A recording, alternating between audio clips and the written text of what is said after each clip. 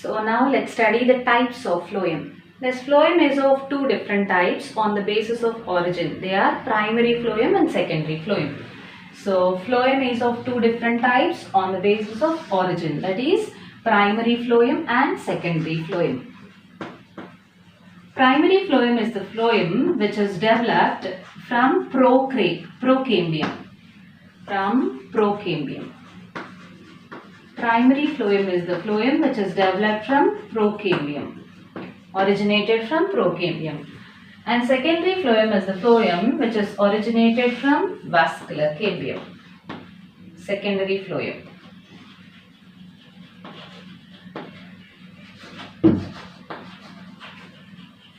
Right, let's study the details of primary phloem and next secondary phloem. So this primary phloem is of two types again. They are protophlloem and metaphlloem.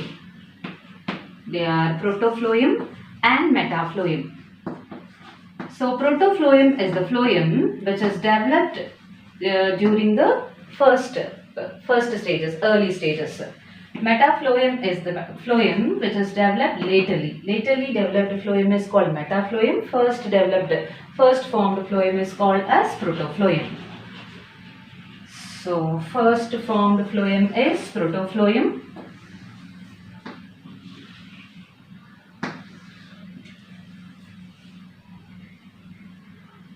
So first formed phloem is called as protophlloem. Lately formed phloem is called as metaphloem. Right? Okay. So first formed phloem means when it is formed, this phloem, protophlloem is formed before the development, before the completion, before the plant organs have completed their growth. So this protophlloem is developed before the plant organs have completed their growth. Plant organs have completed their growth.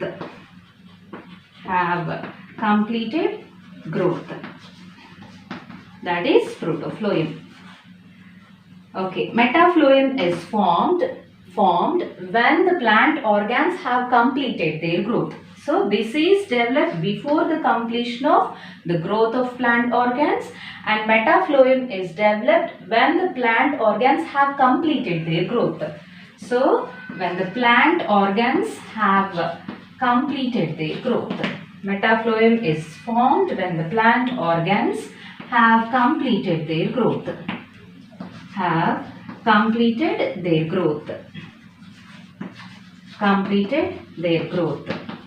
So this is metaphloem.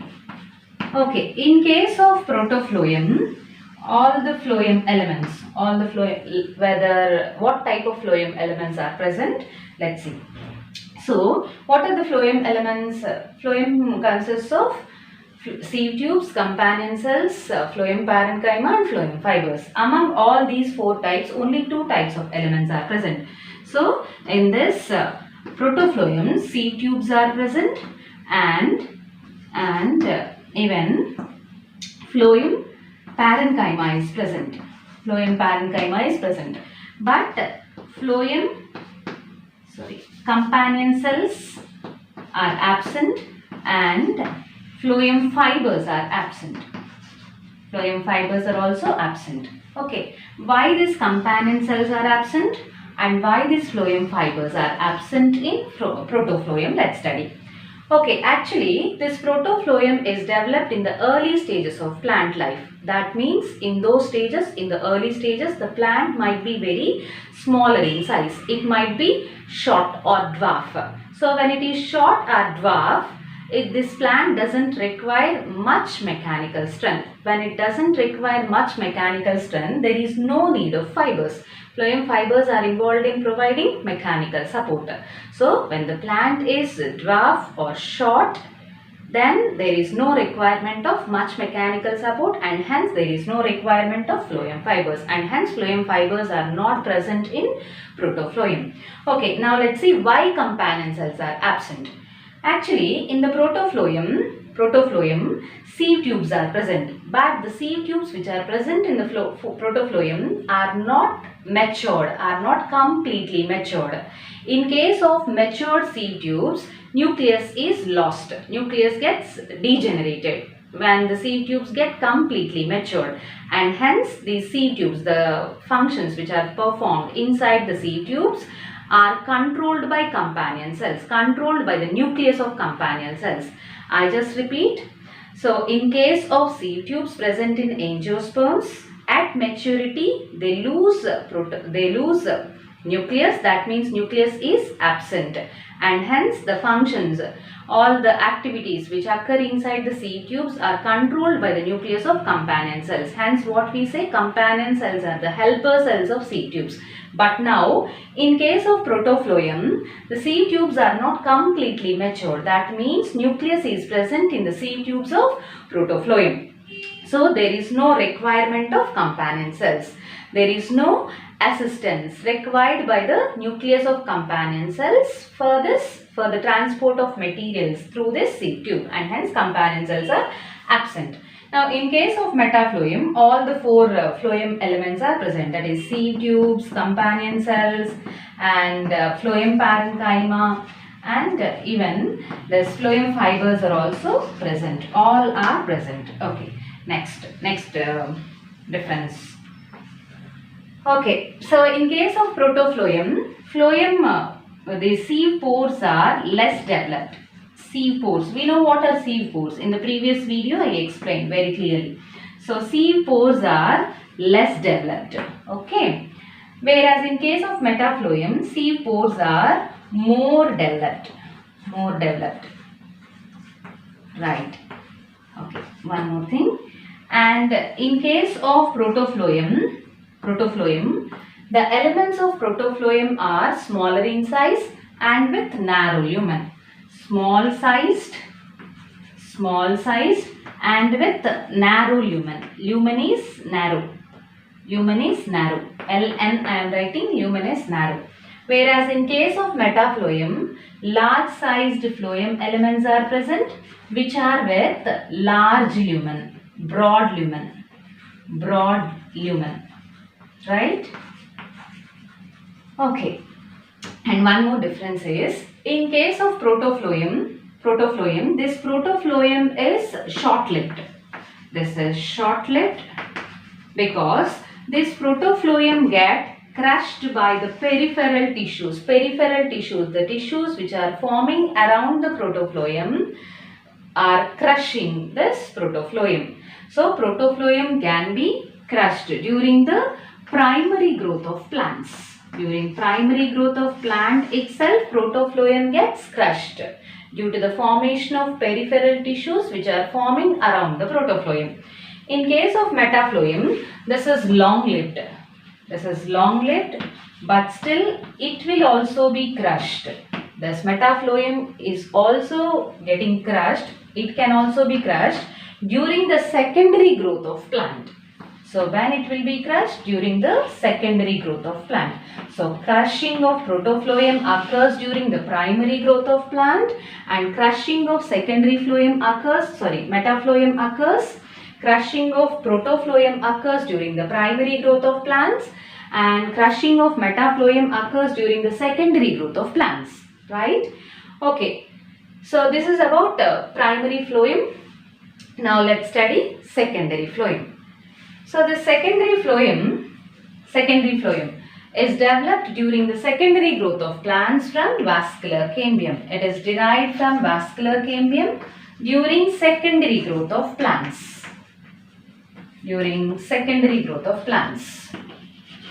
Right? Okay.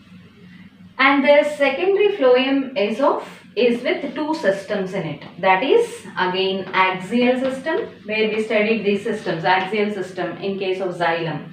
Axial system also called as vertical system. Which is forming the vertical component of the phloem of the plant body. So in this axial system, what are the components that are present? Axial or vertical system, and the other one is radial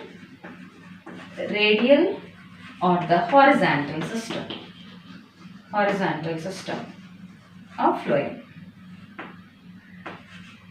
horizontal system of phloem, right? So in the axial system or vertical system of phloem, what are the components present in phloem? They are phloem, seed tubes are present, and then companion cells are present, parenchyma, phloem parenchyma is present, and even phloem fibers are present. Whereas in case of horizontal system, radial system of this secondary phloem, what is present? Only parenchyma is present. Phloem parenchyma is present, which is said to be ray parenchyma. So now this ray parenchyma and both the phloem parenchyma present in axial system, that is called axial parenchyma. Both of this axial parenchyma and ray parenchyma are involved in storage of food. They store food. We studied what type of food they store. Okay, they store food, even resins, mucilage and latex, right? So this is all about different components of phloem. We studied about different components of phloem in the previous video, and we also studied about different types of phloem on the basis of their origin, that is primary phloem and secondary phloem. Primary phloem is of two types, that is protophlloem and metaphlloem. First formed phloem, lately formed phloem.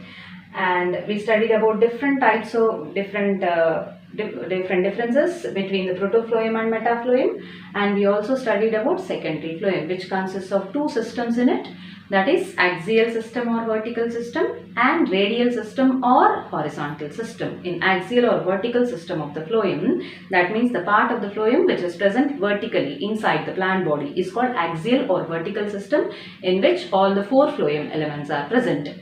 And the parenchyma, phloem parenchyma, which is present in the vertical system of secondary phloem, is called as axial parenchyma. And in the radial system, only parenchyma, phloem parenchyma is present, which is called ray parenchyma, radial system, right?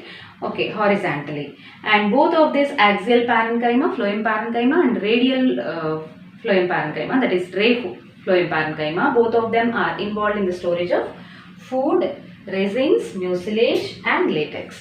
So this is all about complex permanent tissues, and in the next video I will be starting with types of tissue systems. Hope you understood all these concepts. So what are the concepts we studied? Till now we studied meristematic tissues. What is tissue? Tissues, different types of tissues on the basis of their ability of division. They are meristematic tissues and permanent tissues. We studied about different types of meristematic tissues and different types of permanent tissues, which are simple permanent tissues and complex permanent tissues. In the next video, I will be starting with types of tissue systems, which are differentiated on the basis of their structure and location. Till now, we studied about different types of tissues on the basis of their origin and development, right?